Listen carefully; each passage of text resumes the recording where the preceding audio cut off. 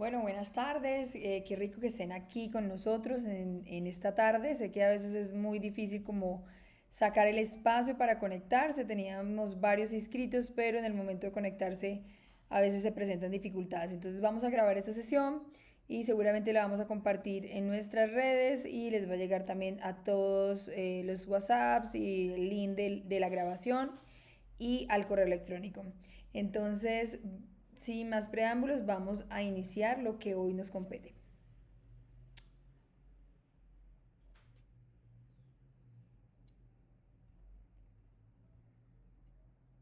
Fantástico. Entonces, hoy tenemos un reto muy importante y es conocer cómo podemos evitar sanciones con la entrada en vigencia de la resolución 2275 del 2023 y su modificación a través de la resolución 058 del 2024. Recuerda que esta resolución habla sobre la exigencia que se tiene en la facturación electrónica de anexar los RIPs y correlacionar los RIPs.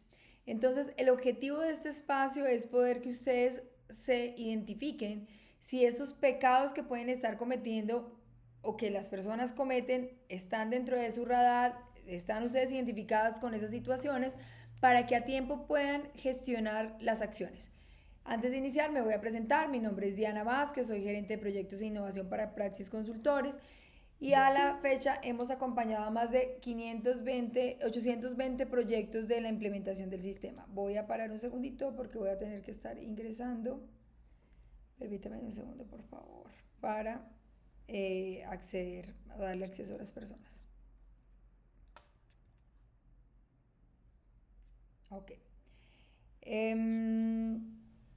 Como les comentaba, entonces la idea es poder que ustedes se identifiquen con cuáles van a ser esas situaciones que al final los están poniendo en riesgo. Muy bien, entonces la primera alerta que tenemos hoy es si tú eres un prestador independiente que estás inscrito ante el REPS como prestador independiente, pero estás habilitado, pero tienes actualmente una persona jurídica con la cual haces facturación con códigos de salud, códigos SIUT de salud o actividades que tengan que ver con prevención, detección, tratamiento, rehabilitación o promoción de la salud, si están dentro de esas actividades, si están con un código SIU, que ya se les va a presentar cuáles específicamente, y sobre eso ustedes están facturando, pues están en alto nivel de riesgo en este momento. ¿Por qué? Porque recordemos que cuando tenemos una personería jurídica, eso implica que tenemos que ser una IPS. ¿Cuáles son las causas para las cuales yo debo ser IPS? Cuando tengo una personería jurídica, cuando contrato otra personal desde, digamos, puede ser incluso como persona, digamos, natural, pero lo contrato a través de una nómina y es un profesional también de la salud para actividades clínicas, lo puedo contratar para actividades administrativas, más no clínicas, o cuando tengo un nombre comercial que no sea exactamente mi mismo nombre. Por ejemplo, si yo tengo un nombre que diga Diana Vázquez, medicina estética, por decir algo, y el concepto de medicina estética está inmerso dentro del nombre, puedo estar en riesgo. Si por ejemplo tengo un nombre que diga solo Diana Vázquez, pues no pasa nada. Entonces hay que tener cuidado cómo combinamos esos nombres porque si integramos un poco el nombre como tal o el servicio como tal al nombre del profesional independiente en la plaquita o afuera en un letrero, lo que sea, puedes estar en riesgo porque siempre que cumples con esos tres requisitos frente a la Secretaría de Salud, esas son situaciones que ameritan convertirte en IPS. Entonces ustedes dirán, pero bueno, ¿qué pasa? Pues resulta que es que a partir del 1 de octubre de este año, al tener una facturación electrónica con RIPS, pues claramente se van a dar cuenta si las actividades que ustedes están haciendo están relacionadas con salud. Entonces se comparan dos bases de datos.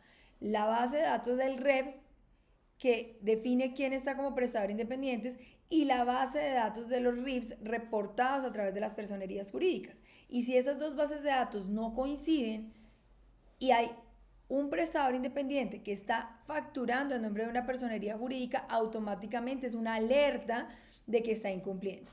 Entonces, es importante que conozcan los códigos SIU bajo los cuales ustedes podrían estar emitiendo esas facturaciones o teniendo esa actividad económica en su RUT, ya sea pues obviamente como personería jurídica. Normalmente se utiliza el código 8621 para actividades de práctica médica sin internación, el 8622 para actividades de práctica odontológica, el 8292 para actividades de apoyo terapéutico, el 8691 para actividades como toma de muestras de laboratorio, rayos X, laboratorio clínico, hospitalización, UCI, unidad de cuidados intermedios y servicios de urgencias. Usualmente se hace como 8610, que son actividades hospitalarias con internación. O sea que si ustedes tienen cualquiera de estos códigos en su RUT como persona jurídica, y adicionalmente, claramente como tienen estos códigos, no facturan, no están exentos del IVA, pueden ser, digamos, objeto de ese cruce, porque al final ustedes, muchas entidades, por ejemplo, tienen personerías jurídicas, o sea, son personas naturales, pero tienen, por ejemplo, una personería jurídica que vende otro tipo de actividades, vende, por ejemplo, conferencias, porque el profesional de la salud pues es una persona experta en el tema. O, por ejemplo, venden dispositivos médicos y medicamentos. Ojo con esto, porque si ustedes tienen una personería jurídica que no tiene estos códigos SIU, que son los específicos de las actividades económicas, sino tiene otro código SIU de venta de medicamentos o dispositivos, ustedes pueden vender esos medicamentos o dispositivos con otra normatividad diferente, que es la normatividad que aplica para farmacias o droguerías, ¿sí? Esa normatividad ustedes deben tener, digamos, como un establecimiento comercial a través del cual puede vender sus dispositivos médicos y pues tiene que cumplir con unos requisitos determinados. Pero si ustedes son una persona natural, por ejemplo, un profesional independiente inscrito ante la Secretaría de Salud y quiere tener un servicio de farmacia, un servicio farmacéutico de venta de dispositivos médicos, automáticamente también debe ser IPS. O sea que sí, ¿qué pasa? Si ustedes, por decir algo, tienen en su facturación un código SIU de venta de dispositivos médicos, ¿con qué lo cruzan? No lo cruzan con el Registro Especial de Prestadores de Servicios de Salud, que es el REPS, sino que lo cruzan con la base de datos que está relacionada con la inscripción de los servicios, la inscripción de los establecimientos comerciales de droguerías o farmacias. Entonces, digamos que por un lado o por el otro tenemos que estar súper cubiertos para que no vaya a ser que pues a partir del 1 de octubre casi que mostremos los pecados a través de esa facturación electrónica con los RIPs. ¿Cuáles son entonces las 3 alternativas para evitar sanciones? La primera alternativa pues claramente es dejar de facturar como digamos como personería jurídica y pues ya ser independiente y facturar como persona natural. Eso tiene unas implicaciones, digamos, a nivel tributario, que obviamente les pega muchísimo a nivel tributario, pero ya es una decisión que ustedes podrían tomar a partir del 1 de octubre. ¿Qué tendrían que hacer allí? Pues claramente hacer toda la liquidación de su personería jurídica, o si tienen otras actividades económicas bajo esa personería jurídica, eliminar o modificar el código de prestación de servicios de salud, y a partir del 1 de octubre no volver a hacer ninguna facturación que esté relacionada con atención en salud. La segunda alternativa es legalizarse como IPS. Este aval debe ser antes del 1 de octubre. ¿Por qué? Porque si usted a partir del 1 de octubre empieza a generar los RIPs como personería jurídica y todavía está como prestador independiente ante el REPS, pues ya pueden empezar a hacer los cruces. ¿Y qué implicaciones tiene eso? Pues que puede tener una visita de seguimiento y control y un sellamiento. ¿Por qué un sellamiento? Porque usted está operando como una persona, un prestador independiente, cuando realmente lo que está legalmente, digamos, estructurado a nivel de RIPS es una IPS. Entonces allí hay un incumplimiento completo y podría haber un sellamiento. O pues correr el riesgo de ser sancionado, o sea, echarse la bendición. ¿Ya resuelvo preguntas? Perdón, no sé, te voy a validar si alguien ingresó.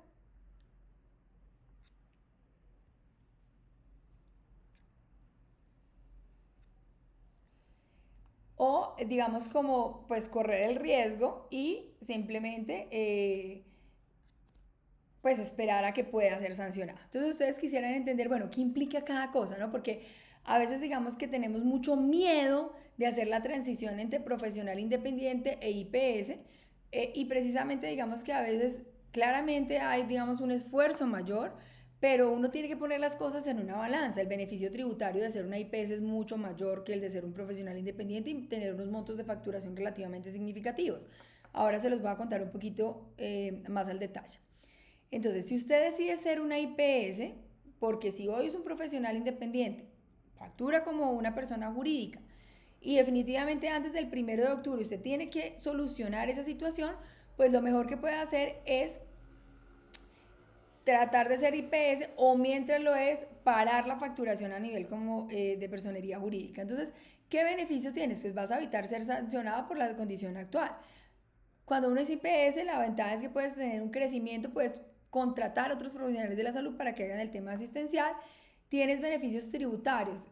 ¿Cuáles son los beneficios tributarios? Como personas naturales, ustedes saben que la renta, dependiendo de la base de ingresos, puede llegar a ser hasta el 39%. Pero digamos que los gastos que a uno le aceptan van hasta el 35% de los ingresos. O sea, la DIAN asume que si uno se gana, voy a decir una cifra cualquiera, 100 millones de pesos, pues asume que el 35% es lo que a uno le queda de gasto y el resto lo toma como base de supuestamente rentabilidad o utilidad y sobre eso es que calcula máximo el 31% dependiendo de las bases. Entonces, claramente, una estrategia que la mayoría de los profesionales independientes implementan es volverse personerías jurídicas, porque como persona jurídica tú sí te puedes descontar una cantidad de gastos que claramente tienen que ver con el negocio y tu base de utilidad para liquidar el impuesto de renta es mucho menor y el valor es fijo y es del 35%. Entonces, estos beneficios tributarios, si uno dice, bueno, ¿qué compenso más? ¿Cuánto me cuesta tributar frente a una personería natural versus una jurídica y cuánto me cuesta estar habilitado como un IPS? ¿Esto qué implica? Entonces, solamente ustedes que saben, digamos, sus valores de facturación, sus conocimientos como personas profesionales independientes, pueden hacer ese análisis. Entonces, ¿qué implica ser una IPS? Aquí quiero contarles algo muy importante y es que todo el mundo tiene el paradigma de que ser una IPS es una cosa muy difícil. No, eso es imposible, eso no se puede. Y yo mejor me quedo como profesional independiente cometiendo ciertos pecaditos. Como dicen por ahí, cae más rápido un mentiroso que un cojo. Y con este tema de esta resolución de facturación con los RIPS, pues claramente es, digamos, un mayor riesgo. Miren, en la práctica, las diferencias no son tantas. A nivel documental, porque yo sé que cuando ustedes son profesionales independientes, tienen el libro, tienen la USB, tienen la carpetica, hacen el reporte de residuos, hacen el reporte de tecno, de fármaco, pues ya no aplica tanto, pues dependiendo de si tienen el servicio farmacéutico o no. Y hacen de pronto un reporte los más avanzados en el tema de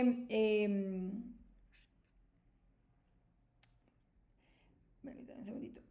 A los más avanzados hacen el reporte de Alidean o la Secretaría de Ambiente y paré de contar. Eso es toda la gestión que hacen, pero no llevan indicadores, no hacen capacitaciones, no hacen la recepción técnica de los insumos. O sea, la mayoría de los independientes no llevan, o sea, piensan que el sistema de gestión solamente son los documentos y no los registros como tal. Entonces, ¿qué es lo que sucede? Que para las personas que han llegado últimamente y de pronto no han escuchado esta parte, y es que si ustedes no se legalizan como IPS, pues al final a partir del 1 de octubre es como si usted tuviera una banderita ya diciendo, oiga, venga, es que yo estoy en el REPS como profesional independiente y aquí mi facturación estoy diciendo que soy una personería jurídica porque lo estoy haciendo a través de un NIT con personería jurídica, de cualquier denominación, SAS, limitada, como lo tenga. Entonces, ¿cuál es la diferencia entre ser una IPS y un independiente en la práctica? Los documentos en un 95% son iguales. Los únicos que cambian son el plan de gestión de residuos, que no tiene 14 puntos, sino 10. O sea, para independientes son 10, para IPS son 14. Realmente en la práctica no implica ninguna gestión mayor, es solo hacer un comité de gestión ambiental.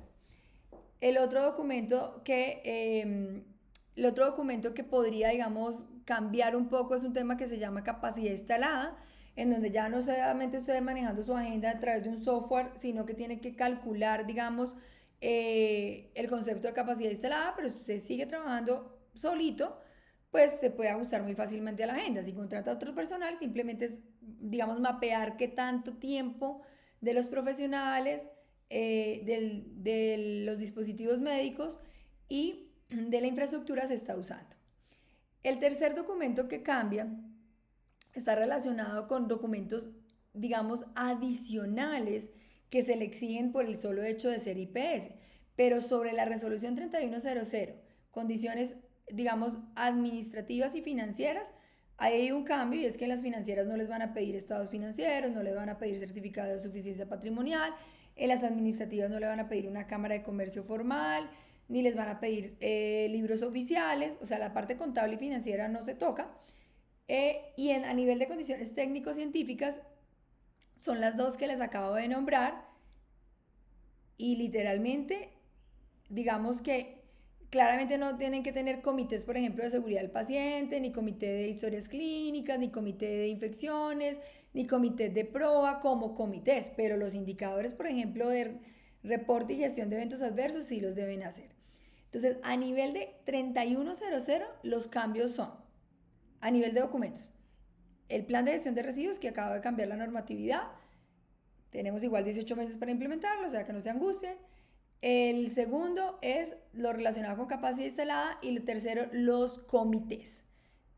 Ya les nombré que son comités de seguridad del paciente, GAGAS, historias clínicas, comité de infecciones, tecnovigilancia, comité de prueba, que si es muy chiquito uno le integra todo con seguridad del paciente. Y adicionalmente, al ser una IPS hay que hacer el PAMEC. Todo el mundo le tiene miedo al PAMEC. Bueno, muchos no sabrán qué es el PAMEC, es el Programa de Auditoría para el Mejoramiento Continuo. Y el PAMEC finalmente es una ruta en la que tú simplemente mejoras ciertas cosas para que tu atención en salud sea, digamos, más segura, más humana, o con un componente, digamos, más científico, más tecnológico, eso depende de la ruta. El PAMEC no es nada mega complicado. En Praxis hemos hecho más de 800 PAMEX, o sea, esto es el pan de cada día nuestro. Y adicionan todo el tema del sistema de información. El sistema de información implica unos reportes que hay que hacer a la Supersalud, que entre esos está la resolución 0256, que son los reportes dependiendo de los servicios que uno hace de la oportunidad de la atención, de los eventos adversos de caídas, de la satisfacción, de la recomendación y otros tantos indicadores que dependen de cada servicio. Adicionalmente, ya en la gestión, pues vamos a medir indicadores, vamos a hacer comités, capacitaciones y auditorías y vamos a hacer otros reportes que piden no solamente la resolución 0256, sino otros reportes como asociación de usuarios, como participación social en salud, como los reportes de patrimonio, los reportes de valor de compra de dispositivos médicos, medicamentos, etc. Entonces, digamos que pasamos de hacer más o menos aproximadamente 4 reportes a hacer por ahí 10 o 11 reportes. ¿Qué más tenemos que tener de diferente? Levantar información contable y financiera, si no la tiene, y esperar una previsita. Y aquí es donde yo me quiero, digamos, como enfatizar. ¿Por qué lanzamos este webinar y lo vamos a, digamos, a circular a través de nuestras redes sociales? Porque resulta que para lograr una previsita y un aval de la Secretaría hay unos tiempos mínimos. Si usted hoy es un profesional independiente, puede estar en una situación, es que posiblemente no lo visitan hace muchos años y usted asuma que todo lo que tiene está cumpliendo. No tengo ni idea.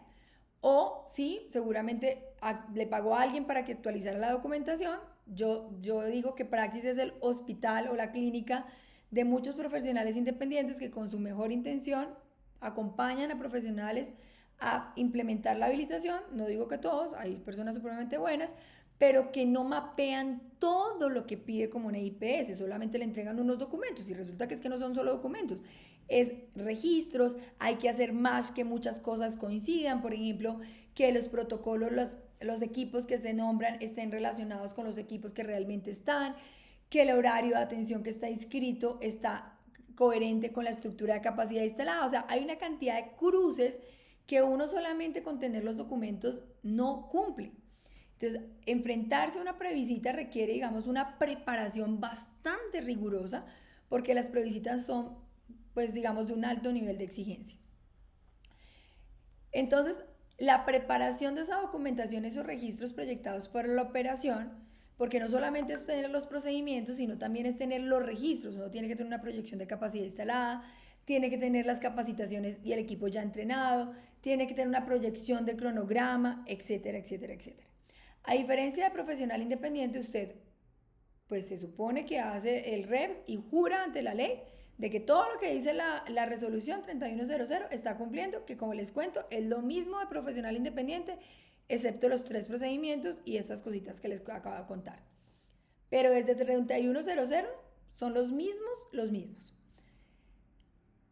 Y adjunta su hoja de vida, adjunta su diploma, adjunta el RET del consultorio, no sirve solo el del edificio, o sea, el consultorio con la cédula catastral del consultorio, o sea, consultorio 601, 701, y ya, radicó, y puede que no lo visiten en 3 años, en 4 años o en 10 años, y usted está operando, tranquilo, mañana empezó a trabajar, feliz. Pero como IPS tiene un reto adicional, y es que tiene que preparar la documentación y todo, tenerlo súper bien, y radicar los documentos y esperar a que le hagan la visita. Entonces resulta que esa implementación empieza el 1 de octubre. Hoy estamos a 10 de julio. Más o menos preparando la documentación bien hecha se demoró un mes. Y radicando, no, pues ellos se demoran 15 días en Bogotá, en otras ciudades del país no, diciéndote si los documentos están bien o no. O sea que más o menos en el mejor escenario, si uno pensara que empezáramos hoy, en el mejor escenario, ustedes y hoy radicaran, por ejemplo, estaríamos teniendo respuesta de la Secretaría si nos reciben los papeles el 24 de julio y podríamos tener visita en mínimo un mes, que es el promedio que se están demorando, 1 mes y medio en Bogotá, o máximo 3 meses. Quiere decir que estamos a agosto, septiembre y octubre, o sea que casi que estamos ya al límite. En el mejor del caso alcanzaríamos a tener ese mes, en el peor no. Entonces, esa es la razón por la cual ustedes deben tener mapeado cuál es el plan de acción inmediato para si quieren seguir teniendo, digamos, esa figura de personería o de persona jurídica, pues definitivamente tienen que pasarse a ser IPS.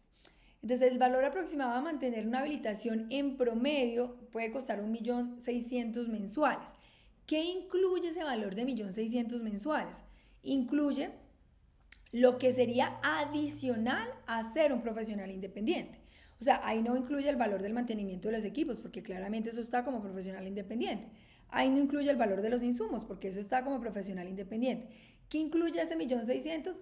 Contratar un equipo de expertos, como en el caso de Praxis, que mantiene el sistema, se lo actualiza, con un aliado que hoy está patrocinando este evento, que es Zafiro, que hace todos los reportes financieros y todos los reportes que todos los entes de control definan. Aproximadamente ese es el valor mensual. Entonces, ¿ustedes qué deben hacer hoy? Ir y mirar sus cuentas con su contador personal o el contador de la empresa y decir, venga, tributariamente, ¿a mí qué me beneficia más? Porque si a mí me va a valer 1.600.000, dependiendo del tamaño de la empresa, ¿no? Pero pues estamos pensando de que es una personita o 2 máximo 4 servicios, servicios que no son urgencia ni hospitalización, ni unidades de cuidados intensivos, pero los servicios comunes, todos los de apoyo diagnóstico, todos los de consulta externa, transporte especial de ambulancias, todos esos, hasta 4 servicios, más o menos ese es el costo que ustedes tendrían que asumir. Pues digamos que claramente ustedes pueden encontrar otras ofertas en el mercado mucho más económicas, pero pues si ustedes quieren trabajar con una empresa estructurada, seria, que les da garantía, pues más o menos ese es el valor. Entonces, ¿cuál es la idea ahora? Que ustedes vayan y revisen con sus contadores qué les sale más barato.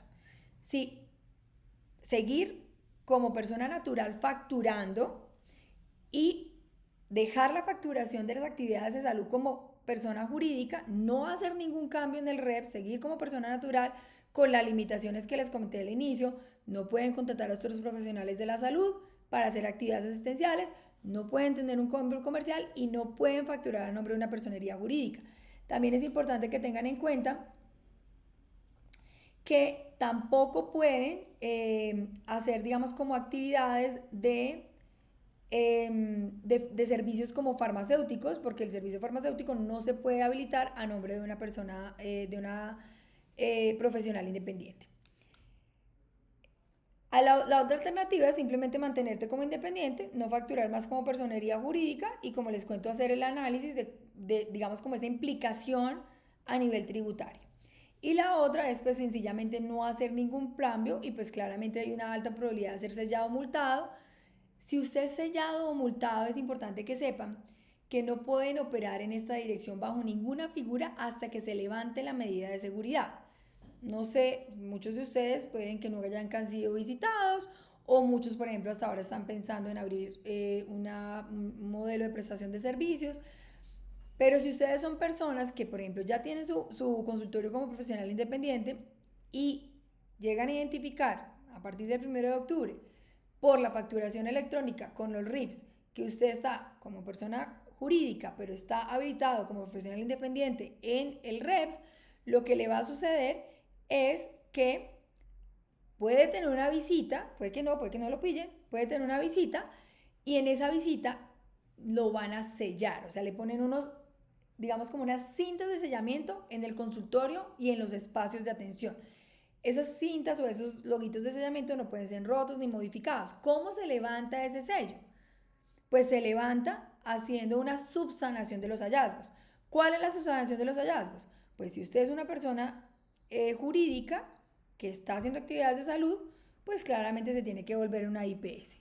O simplemente dejar la personería jurídica, hacer una cantidad de trámites que usualmente es mejor que los acompañe un abogado y asumir, digamos, el costo de dejar de operar por un tiempo, asumir el costo del abogado, asumir adicionalmente, digamos, como el cambio, pues que toma tiempo, y adicionalmente, independientemente de que usted pida el levantamiento de la medida, sigue en su contra una investigación administrativa que puede llegar a tener una penalidad.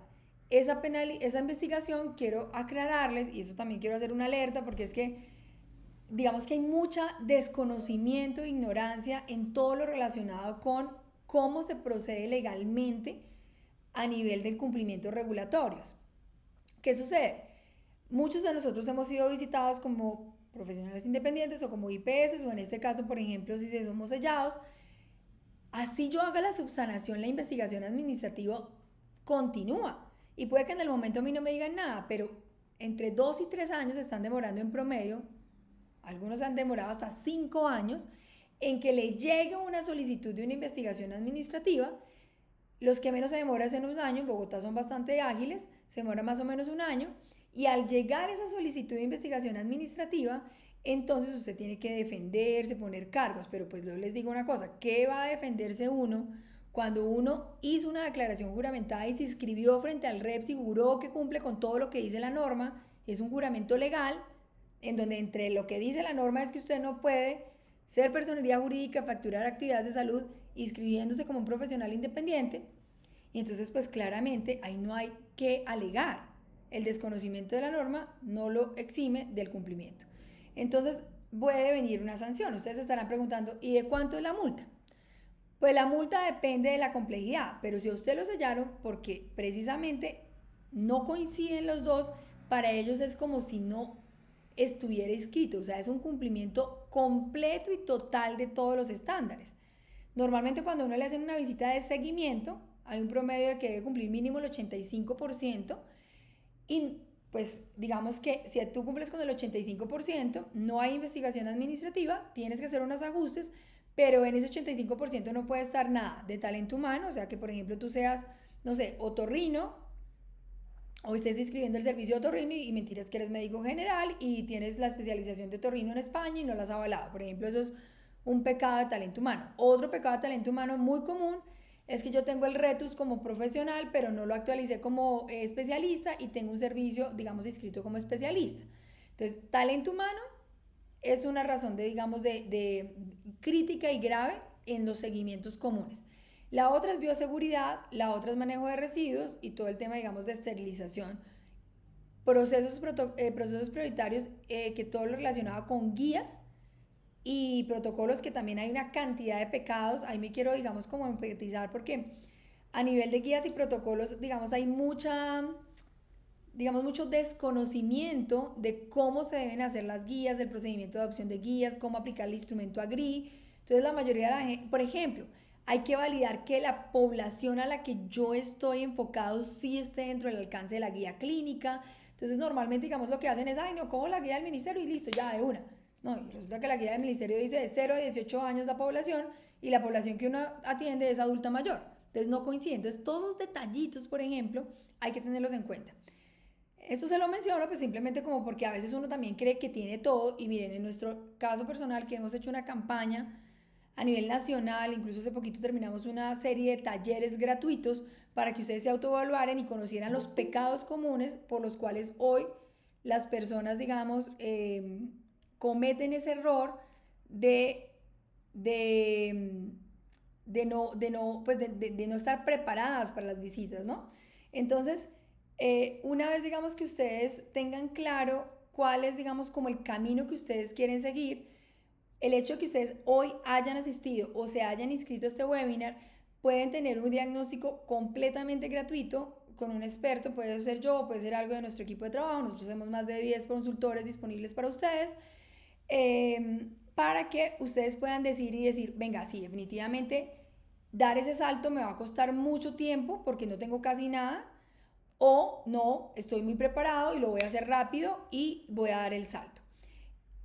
Esto era lo que pues, les quería compartir. Entonces, ¿cuál es la ruta de acción? Hoy la primera decisión que tienen que tomar es qué camino seguir.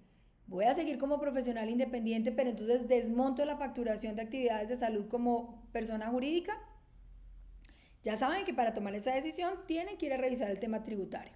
Segundo, voy a hacer una autoevaluación para conocer las brechas y saber realmente si puedo saltar o no saltar y qué implica en la práctica ya conociendo el detalle. Tercero, tengo que cerrar esas brechas para poderme presentar y radicar la solicitud, revisar la previsita y asegurar que sea exitosa. En praxis, personalmente, digamos que lo que nosotros hacemos es que nosotros tenemos un 95% de éxito en las primeras previsitas. La primera previsita, el 95% de todos nuestros clientes logran tener la habilitación. Porque tenemos muchos puntos de control. Hemos ejecutado más de 820 proyectos en estos 17 años que llevamos en el mercado y en la actualidad tenemos más de 70 proyectos que son empresas de salud que tercerizan en nosotros la gestión y confían completamente el cumplimiento regulatorio en temas de sistemas de gestión en salud. Hay otra cosa súper importante que no les conté y es que las personas piensan que la única norma es 3100, 3100. Resulta que existen más de 20 normas complementarias a la 3100, o sea, hay que hacer un mapeo completo. Siempre hay que ver las tomas de forma integral, que el equilibrio esté en el punto tributario, que el equilibrio esté en el modelo de negocio, que el equilibrio esté no es solamente como, no, le tengo miedo a la habilitación y mejor no lo hago, no, porque posiblemente es un paradigma que le está afectando a usted financieramente y realmente no es tan crítico. Entonces, ¿cuánto tiene que tomar la decisión? Ahora, por eso los que quieran pueden escribir al chat del cual les recibieron la invitación y el recordatorio de este webinar y pedir una cita con un experto para hacer ese autodiagnóstico de forma individualizada completamente gratuito, que les contemos, venga, si quieren nos sentamos con sus contadores y les ayudamos a armar un plan individual para que ustedes puedan tomar la decisión ahora. Entonces voy a darles la opción de que pregunten y podamos, digamos, como resolver las dudas que hay. Vamos a ver. Muy bien. No sé si haya dudas por aquí o todo súper claro.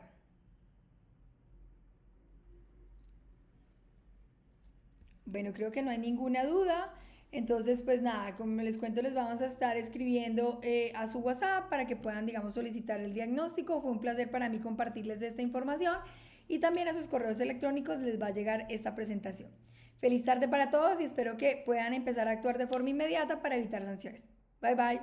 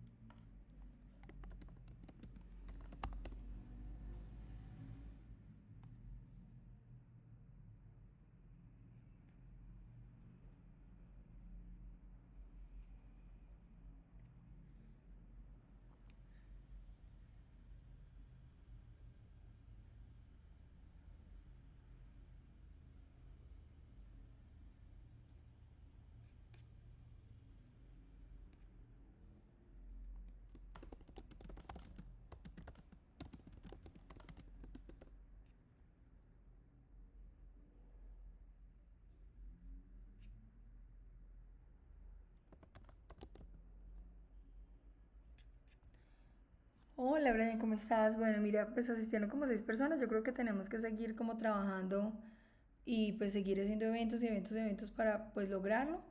Yo quisiera que en 15 días volviéramos a hacer esta convocatoria pues como con toda la estrategia bien. De las personas de las cuales pues digamos asistieron, yo les dije que les íbamos a dar una opción de hacer digamos como una agenda para un diagnóstico gratuito. Entonces tenemos que, bueno, al menos de las que se inscribieron, mandarles un correo que si te lo perdiste, puedes ir al nuevo en tal fecha. De las personas digamos que no, pues digamos, sí, hacer un correo automatizado que te lo mando mañana y también mandarle la presentación, ¿listo? Entonces mañana hablamos para explicarte cuáles son los pasos a seguir. Lo otro es que yo te voy a reenviar como unos visualizaciones de los textos de WhatsApp, como yo los he recibido como en otras cosas que hago, para que tú copiemos un poco esa idea y la podamos mejorar. Entonces, mira, la fecha del próximo sería,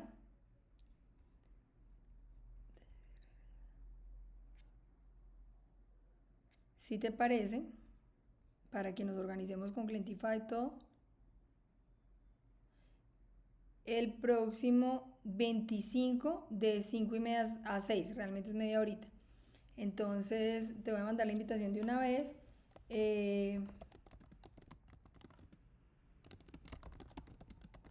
para que podamos, digamos, programar y hacer todo y proyectarnos para eso. ¿Listo? Bueno, un abrazo, que estés bien.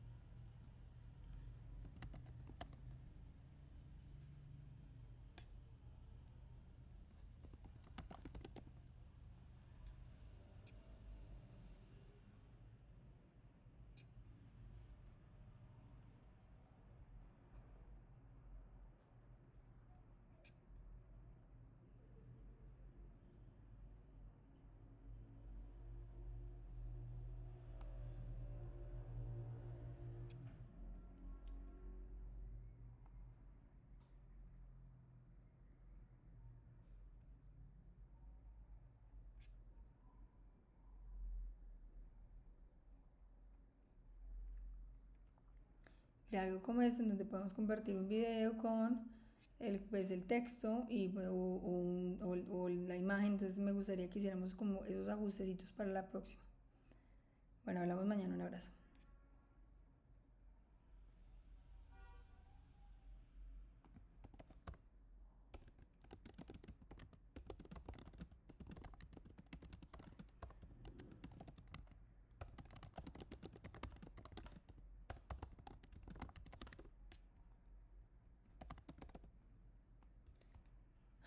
Hola Kevin, ¿cómo estás? Kevin, mira, ya te compartí el código. Me confirmas porfa si lo recibiste. Y bueno, de otro lado me confirmas también, de verdad, así como quien dice tú, como no proveedor, si me puedes ayudar.